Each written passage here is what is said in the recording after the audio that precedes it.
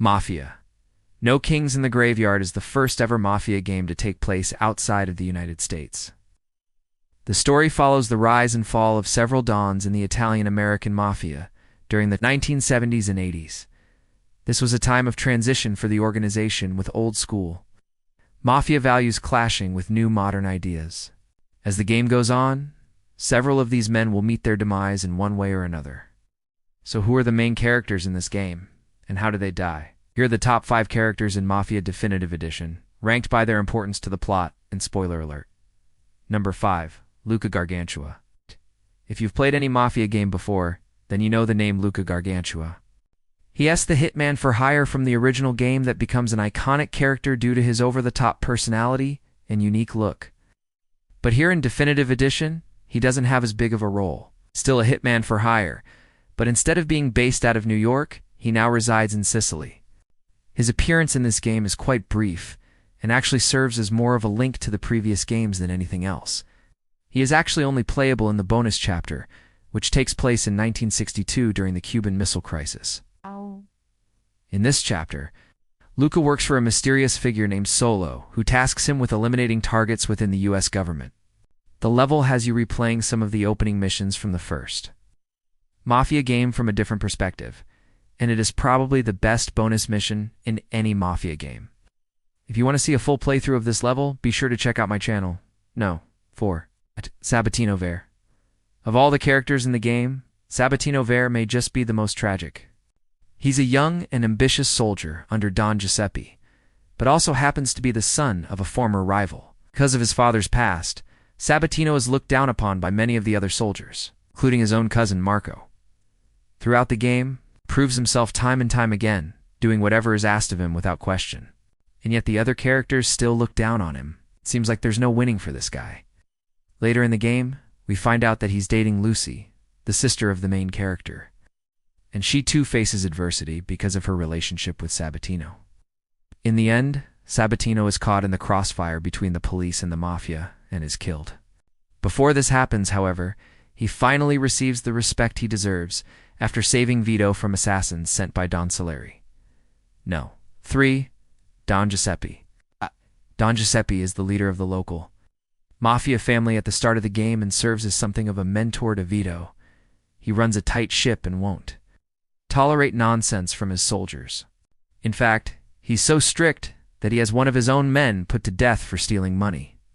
Sadly, he doesn't last very long in the game, as he's soon betrayed by his own daughter, Laura, who convinces the police to arrest him. She claims that her father was abusing her, but it's later revealed that she was the one who had been abusing him by stealing money. After his arrest, Don Giuseppe is sentenced to 25 years in prison, but makes a deal with the prosecutor to testify against other members of the Mafia in exchange for his freedom. However, he's never able to make it out alive, as he's killed in a shootout with members of the rival family. Number 2. Don Salieri. Don Salieri is the main antagonist of the game. He's a ruthless and ambitious mob boss who will stop at nothing to increase his power.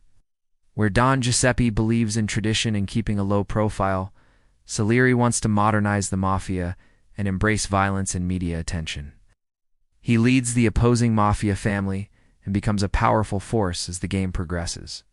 He even successfully puts a hit on Judge Manfredi, who is set to rule against him in court. Saleria's actions lead to several deaths and betrayals, and he remains the main threat throughout the entire game. Eventually, he's taken down by Vito and his crew, but not without a fight. The final battle takes place at a construction site, where Salieri and his men have set up a fortress. Vito eventually infiltrates this fortress and confronts Salieri one-on-one.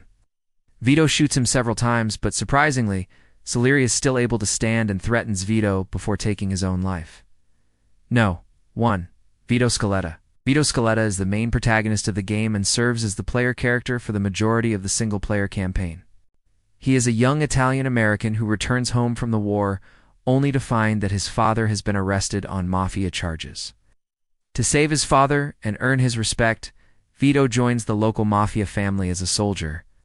He quickly climbs the ranks and eventually becomes a capo regime. During the game, Vito does his best to balance his Mafia duties with his personal life. He's engaged to the daughter of his boss, but also begins a relationship with Lucy, the sister of his best friend. Unfortunately, things don't end well for Vito. At the end of the game, he learns that his father was set up by the police, and the judge who sentenced him wanted to make an example out of him. Vito then makes a deal with the judge to testify against the corrupt cop and several members of the Mafia. Once again, he does his best to balance his personal life with his criminal duties.